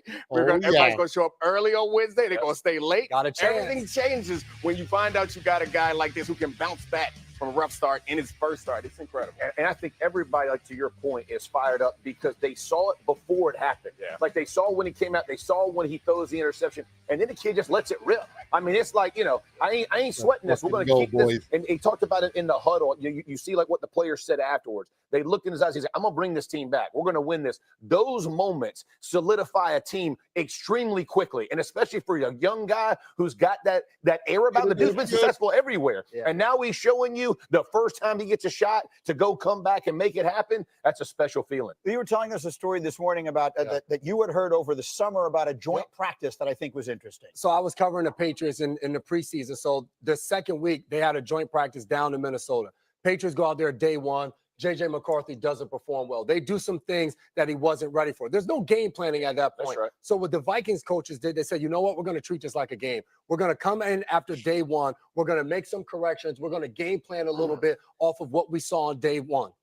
Damn, I didn't know that. All that. Are you breaking news or did I just literally watch all that and I just completely forgot? I have no idea. But I watch so much fucking football clips and highlights and shit. Like it's all starting to fucking melt in my brain. But let's go. Let's hear. J.J. McCarthy goes out there on day 2, 13 for 13 in practice, has his best one of training camp. And that showed the coaches this is the closest thing to what it's going to feel like game day. Can I just say how important, like we talk about O'Connell, like how special he is, but McCown, his quarterback coach as well. Right there. That ability, right, to go, hey, you know what? We are going to actually game, but we want to put this kid in a position to get him better and actually develop him as a player. Hey, JJ, this is what we're going to do. If we had this in a game, here's the adjustments we would make. Let's go see what you could do. And the kid comes out and responds. That's true development at that position. And it is the most important thing in football because at the end of the day, he's the only guy crossing those lines. He's got to feel comfortable with the guys on the sideline, going to put him in the right play and trust it. That built the trust there against the Patriots. That's all. Hey, look at that. Jeff Saturday making some freaking valid points and how this team has strived to do everything in their power to help the development process of J.J. McCarthy. This is why I said this roster is uniquely prepared for his development. We're going to alleviate so much pressure on all aspects of football, our special teams, our defense, everything, our coaching, everything. we're geared to handle his development. It's going to be fucking beautiful, guys. Awesome. I love that story. It was an interesting night in so many ways. For Caleb Williams, on the other side, the former #1, it was a Charles Dickens game, right? It was the best of times. It was the worst of times. You saw some of the really good stuff early. Second half, let me quickly show you a stat here. A16, Cindy, if you would, please. So Caleb completes his first 10 passes, and they were talking about completions. You heard that on the broadcast last night. He was then off target on 29% of his throws that night. So the highest rate of any quarterback in the league in week 1. And that second half, nearly half of his throws, 44%, were off the mark. So Dan Graziano, how do the Bears feel waking up this morning? I think they feel like they've seen some things, but there's more work to do with Caleb Williams. I think how they would have expected to feel after the first game. Brian Flores, the Vikings defensive coordinator, is a terrible matchup for any quarterback, especially a young one, especially in week 1 of the season where you haven't really had a chance to see what they're going to throw at you. So I think you can I don't want to say excuse, but you can kind of explain some of the struggles, I think, that way. But this is a work in progress. Ben Johnson just got there in January, has had one training camp, one off season with Caleb Williams. I think it will get better from here, and I think you saw the signs. He talked to Laura Rutledge on the field before the game, and she said, "What's your coach's message been?" And he said it's been about just play point guard, and then when it's time to be Superman, be Superman. And he did a good job of that in the first half. But I think Flores and the Vikings defense got him out of his game. You guys tell me the way I viewed it. There were moments that you say to yourself, "Okay, I see it." Right? I mean, one on the sideline, and the ball flies. It comes out of his hand. Anyone can see it. But there were some of the, I think we have one of the plays here that there were other moments, and Troy Aikman, I thought, was pointing them out, where there were plays there to be made. He didn't see them, all that kind of stuff. So if the Vikings are feeling like we got a guy, how are the Bears feeling? It's hard because the Bears were at that game too, right? So they saw what happened, but I don't think they should be that discouraged. No, they don't have. I would be if I was them. Like the guy can't even fucking follow the game plan. Good gravy. Here we go. Colin Cowherd. It must be from last night, right? Oh no, it is the show. It is the show. Welcome to the Herd's official YouTube channel. Make sure to like and subscribe. Don't forget the 5 yards. And then in the fourth quarter, he was Joe Montana. He was virtually perfect. So we got a lot to talk about. Yeah, winning time. McCarthy delivers, baby. All right. So I don't start my show with statistics very often, but I thought this was very interesting, and it serves a point. So in the first drive, Caleb Williams is 6 for 6 with 102 passer rating. The rest of the game, he completed 50% and a passer rating in the 70s. That's a backup in the NFL. J.J. McCarthy in the first 3 quarters, unwatchable. A 34 passer rating. Looked terrified. In the fourth quarter, 6 of 8, 101 passer rating. My takeaway, the further the Bears' Caleb Williams got off script, the worse it got. The more J.J. McCarthy could play loose, intuitive football, the better it got. So don't be afraid to have a strong opinion after one game. Caleb on script, velocity, horsepower, he can move on script, look comfortable and daring and good. But that opening drive in the third quarter, you could watch Ben Johnson, who was visibly frustrated with his lack of accuracy. There were also 4 false starts, 12 total Chicago penalties, 8 on the offense. So, and he was missing badly with open receivers. So, I mean, I think he's talented enough to beat bad teams and mediocre coordinators, but that's not his division. And he was 1-5 against his division last year, the only win when the Packers rested starters. So there, you can't watch that game and not be a little unsettled. Off script, it looks like USC Caleb Williams. Wow, he's talented. And so was Cam Newton. And in 11 seasons, Cam Newton had 3 winning seasons because Cam was all over.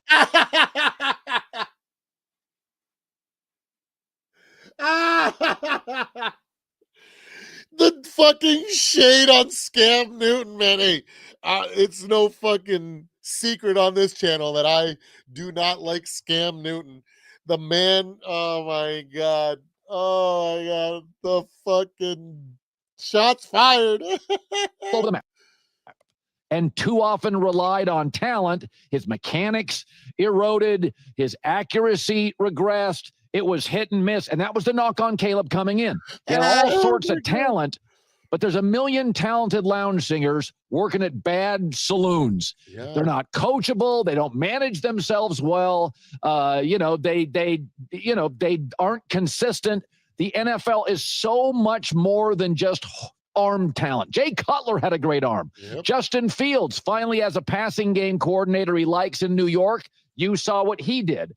I also thought Caleb panicked when the first and second receiver weren't there. Now, again, Brian Flores, in my opinion, I have said this for like a year, is the best defensive coordinator in football, in my opinion. Well, at least he's got. I think the staff of Minnesota this year, The Athletic did a piece. It ranked San Francisco's second best overall staff, Minnesota number 1. So you may not face a coaching staff this good. Green Bay's is pretty good the rest of the season. Every fucking but day. Caleb does too many things Nobody wants that to listen to losing quarterbacks do. The false starts. Now it's 1st and 15 or it's 2nd and 12. He panics with pressure. His off script. His accuracy dips when he's moving. And he had an extra year ahead of J.J. McCarthy. J.J. McCarthy just hasn't played in a couple years. I mean, he didn't even play in the preseason much. So I thought when you watch this game, there is a way to win in this league. This is what Belichick talked about with Brady. You can't have penalties. You can't play behind the sticks. You have got to be moving forward. And Ben Johnson's body language, he was frustrated. He was puzzled. He was swearing on the headset. It was just not good enough. You got to give me more than talent. And here was Ben Johnson after. We said going into week 1 that the team that would make the least number of mistakes would win the game. And unfortunately, we were on the wrong side of that. We made too many there late in the game, myself included, 12 penalties. You guys are going to have all these mistakes. That's got to get cleaned up in a hurry. And yet we've been. You guys are dumbasses that thought that you guys were going to come in here with a 5-win team, and all of a sudden, fucking by miracle chance, you guys were just going to fucking have 3 years of fucking experience playing together, and all the procedural fucking mistakes that fucking teams fucking spend years fucking ironing out. You're just going to have it day one before you even fucking get the fuck out of here, man, bro. Shut the fuck up. Saying that all training camp as well. So, we'll find a way to get that done. It's going to be a collective effort. No one's pointing fingers. Well, I'm fired up to announce Hard Rock Bet as the we'll give you 8 passer accuracy. Got off with harshly on script. You felt pretty good about it. The further Caleb got off script, hero ball, panicking, lack of accuracy, all the things Scout said. All the things that mediocre quarterbacks do for bad franchises. Yeah, exactly how I thought it would play out, and exactly what we got out of the Chicago Bears is exactly what I thought they would be. You know, it is what it is. Said they were concerned about. All right, J.J. McCarthy. I've never seen a game like that. I've never seen a quarterback do that. So Eat the your fact words, that Colin. J.J. McCarthy ended up with a 98 passer rating after the first 3 quarters is remarkable. I mean, the Vikings still only finished 3 for 12 on 3rd down and 6 fewer first downs than the Bears. They were unwatchable offensively for 3 quarters. But I have found my J.J. McCarthy comp. It's Baker Mayfield. Play at a college power, tons of emotion, a lot of energy. I wish they were bigger. But all they have to do, Baker and J.J. McCarthy, can go into slumps and get reckless. But if they make Colin, man, fucking, can you have a fucking original thought? Can you do anything without reverting back to your fucking the guys that you fucking like? Don't. Hey, I am I'm a fan of Baker, so I've been wanting him to succeed since he got drafted. I'm going to tell you, the moment that I knew that Baker was a winner was the moment at the end of that bowl game where he grabbed onto his junk and was fucking shit talking after that win on the sideline, just freaking with all that vitriol. Because I grew up in that era where we shit talked, and that was the attitude that we had on the fucking playground. I'm not even talking about sports. I'm talking about organized. I'm talking about when we were out at fucking recess. That's how we fucking treated each other. We'd be out there fucking playing British Bulldog or whatever fucking thing, tag, whatever the fuck it was. We were fucking clowning on each other and we were fucking acting like that. It's just the way that we were back then.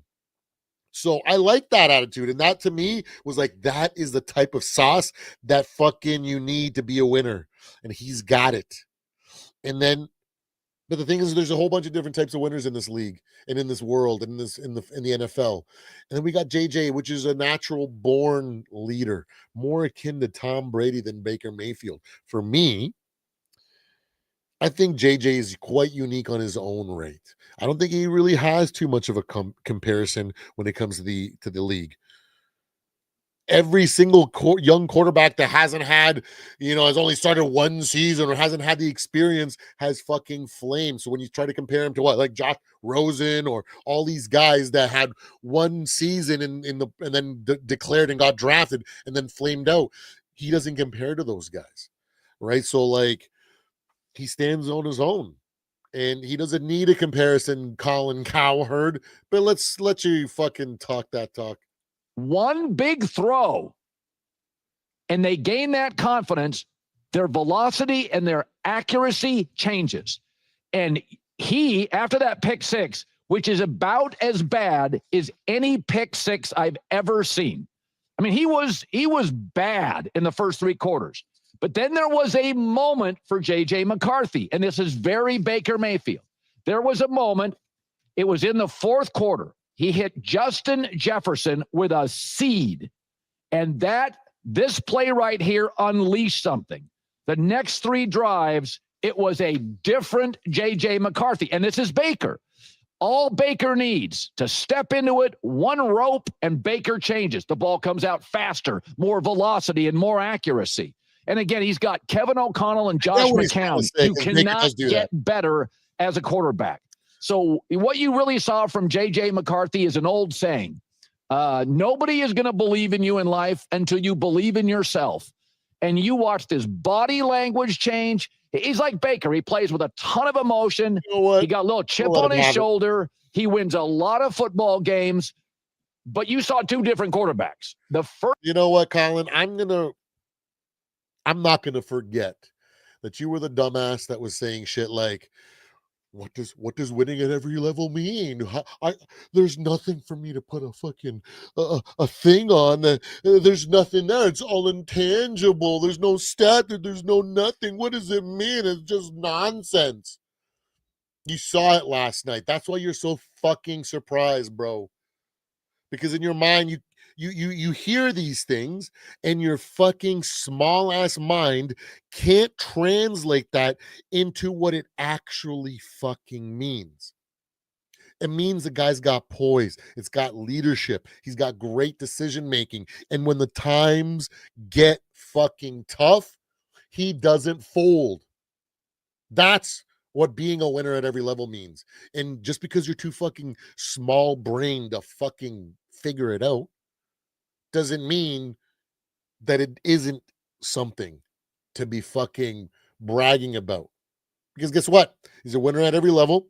And in the NFL right now, he's a fucking winner. He's undefeated. So eat it, Colin. First three quarters was a coaching staff. And again, he hadn't played much that was protecting him. And they were kind of just waiting for it to happen. I text somebody last night, an NFL exec, and I said, what do you make of this game plan? And he goes, in KOC, I trust. He didn't play much in the preseason. He hasn't played a lot of snaps. They're probably thinking in minutes. You know, with that being said, in KOC, I trust. I want to go back to that. The whole flow of the game was really weird last night. Like I said earlier in the stream, the beginning, I said I expected KOC to go out there and have JJ throw the ball like Sam did against the Giants in week 1 with no fear, no play count, with the full playbook open to him, because that's exactly what KOC did last year when I expected at least a leash for at least one game. I expected at least there's going to be one game before he just lets them have full reign. But no, from the very beginning, he had full trust in Sam, and he let him rip. That's why we got to see a blowout. That's why we got to see that freaking incredible dot to fucking JJ on the fucking sideline to freaking to get us moving down the fucking down the field for that incredible freaking touchdown drive against the Giants last year. So as a result, I was like, oh, he's gonna fucking do the exact same thing because he's proven that we believe in JJ. He believes in JJ, and regardless of the fact, he trusts him. So I thought he's gonna let him have it. He's just gonna be fucking having the full access. But it was so slow. It was like, regardless of what's going on, these are the type of plays we're gonna call. And it was more like they were developmental plays. It's like, okay, I want you to go out here and I want you to see and experience the speed. So as a result, we're going to put you in shotgun. We're going to do all these little things. We're going to add all this protection so then you can not get overwhelmed and then just see what happens. If it happens, whatever, get the ball where you're supposed to. Try to make your progression, throw it out of bounds, whatever it is, right? And that's kind of what it was. It was like this weird fucking docile passing attack that was very developmental focus for JJ. In every single attempt, he got to put something else into practice and he got to look at certain things. And as the game progressed, he slowly started to settle in. And we got what we got, a fucking winner winning it all for us. Minnesota let Caleb Williams make mistakes. That's why, sorry, to tie it up, I paused there because in KOC, we trust, that GM said.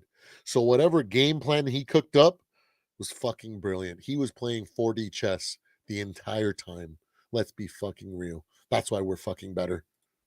With Brian Flores, let's just try to stay in the game. He'll make a play later, and he did. And I got to tell you, that was a different quarterback in the fourth quarter. I think that was a total oversimplification of it. It was just like, we're just going to play defense. We're going to buy time and he's going to make a play. No. It was well more thought out than that. Because at so many points in that first half, when all the Vikings fans and the pundits and everybody was laughing on Twitter, and that's when most people would fucking cave and move away from the game plan. They stuck with their game plan and kept going. So that's how I know KOC is a fucking genius, and he was playing 4D chess. It wasn't as simple as like, let's just buy time and it'll happen. It wasn't a fucking, let's just hope it fucking works out. No, they were sticking to a game plan. As weird as it looked in the first half, it worked. Quarter. Here is Kevin O'Connell after. JJ McCarthy, for him to make some of the plays he did. I told him at halftime, you are going to bring us back to win this game. Oh, yeah. And the look in his eye was fantastic. And the best thing is just the belief I felt from the team, the unit, and ultimately that doesn't get done without him in the second half. 2 passing touchdowns and then the critical rushing touchdown, at the end. Now it does. See, that's just more evidence to show that Kevin O'Connell is playing 4D chess out there. Unbelievable. Help. Minnesota's got better ownership, a better front office, a proven coach, a better roster. They were favored in the game. I said all week, this was the last Blazing 5 pick. I didn't pick. I picked Minnesota. I thought this was one of the games. I just trusted the Minnesota Viking organization, their coaching staff. I think Ben Johnson's already. I made the exact same fucking judgment call. The organization, the strength of the team was going to overcome a mediocre 5-win team. And that 5-win team, because they are a fucking mediocre team, would fucking be our MVP like they were and fucking make mistake after mistake and cost themselves penalty yards after penalty yards, destroying their own momentum and destroying the drives that they needed to put us away. Like I said, a better team would have won, but thank God it was the trash Bears. Pretty good coach, but it's just in big games, Caleb Williams has often been worse than the 1 o'clock window.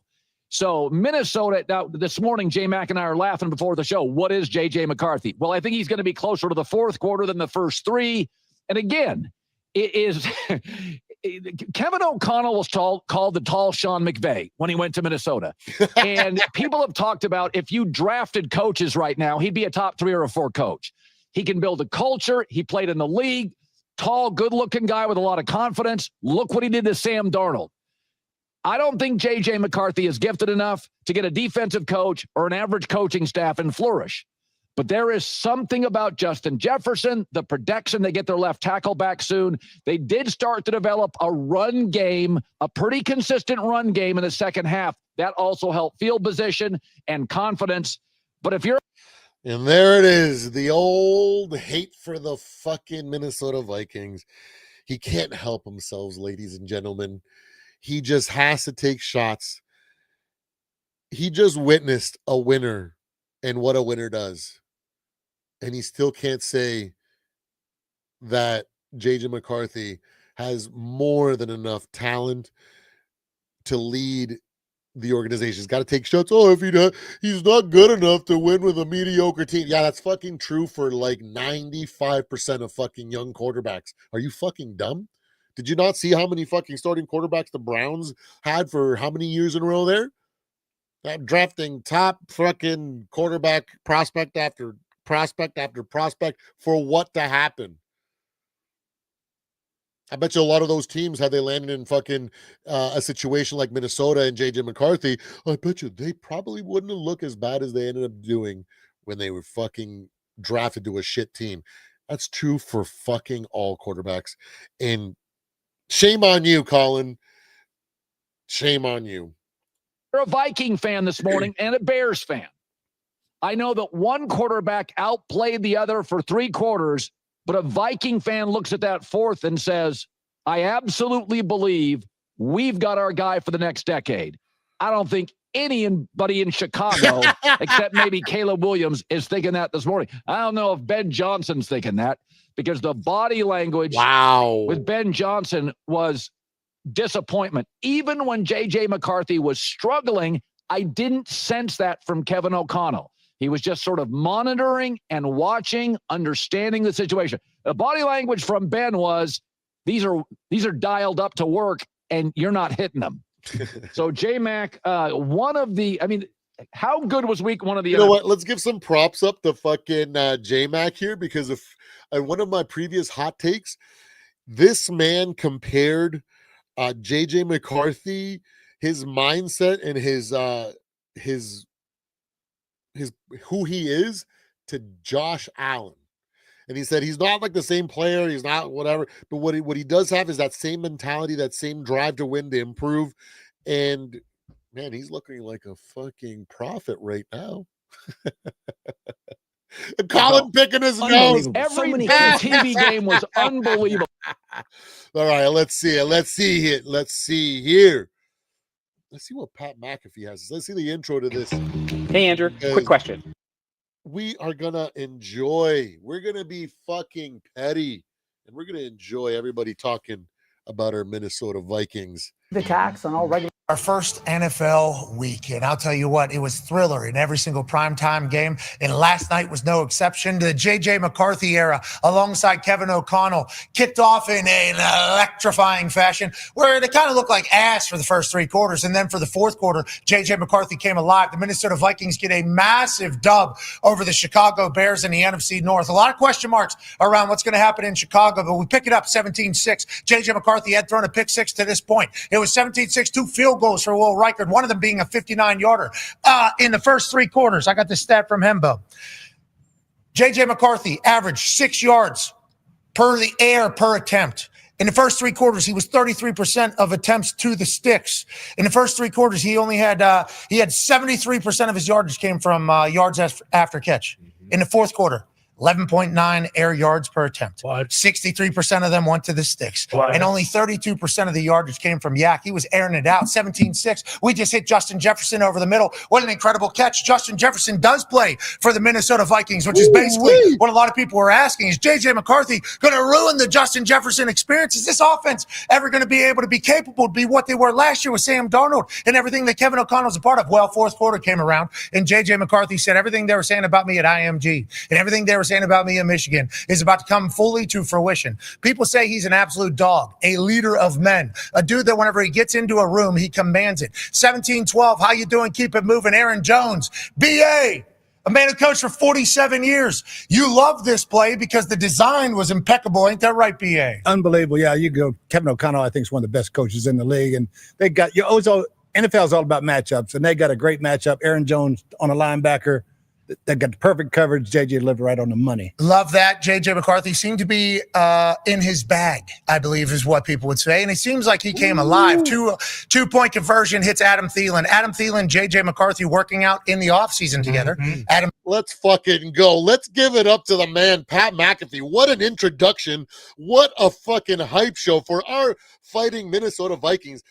Speak them fucking facts. Talk that talk, brother.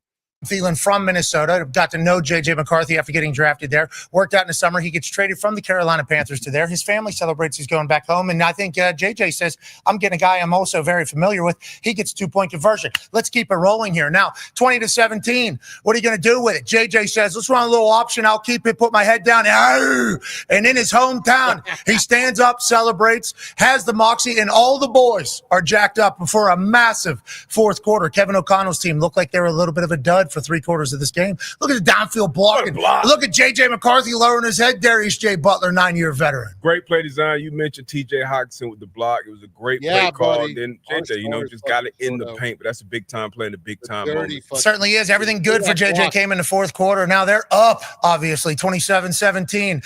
The Chicago Bears can still answer. We have enough time on the clock.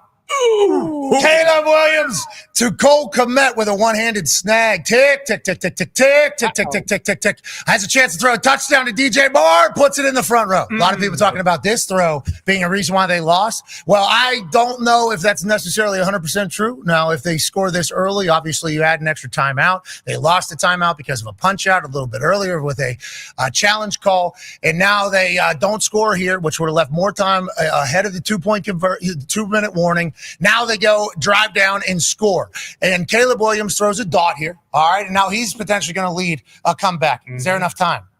Maybe. Could have been. Is there enough time? There could be. So they have one timeout and they have the 2-minute warning. Right now, though, no time can go off the clock. Cairo Santos, we need a touchback. We need no time off the clock. Instead, what happens? Cairo hits a pretty good ball, about 5 yards deep, I think. 6 yards, 7 yards deep, maybe. You need that to go out the back of the end zone. Very big kick to pull that off, especially in the fourth quarter. They decide to return it. That eats the clock away, gets it under the 2-minute warning. So now there's only one timeout used as opposed to 2 stoppages of the clock. And if you look at his eyes, he's looking at the sideline right there. Well said, Mr. fucking Pat McAfee. Unfucking believable. And that is strictly because Kevin O'Connell, the head coach, is the one deciding, bring it. We need to burn some time here. All this needs to eat is 3 seconds. Even if we end up in our own 15, the stoppage of the clock can only happen one time. I love how in sync they are. Yeah. I love that this is week 1 and they're doing this. And this is a situational football kind of master class out of Kevin O'Connell, who I got a stat for about his close game. Since 2022, under Kevin O'Connell, the Vikings led the NFL with 13 field goal wins, which is 3 points or fewer, and 27 one-possession wins, which is 8 points or fewer. It's decisions like that, though, at the end of the game, I think that really, I don't want to say it can amplify that, but certainly multiply that type of shit. They're making the right decisions in live, in real time that you try to work on and hope you can be good at. Yeah, these are things. Let's fucking go. What a fucking statement. What an analysis. The fucking props to our coaching staff and our organization, Kevin O'Connell, unbelievable here. Man, I can't wait to watch this one. I want to watch this one in detail without pausing so often because I don't want to get fucking copyrighted. But gosh darn it, that's a good one right there. That is a good one right there. Ooh-wee. Fucking skips on the oh my god. Oh my goodness. Let's see. Let's see if there's another. Do we want to? We have 17. We have like 13 minutes before.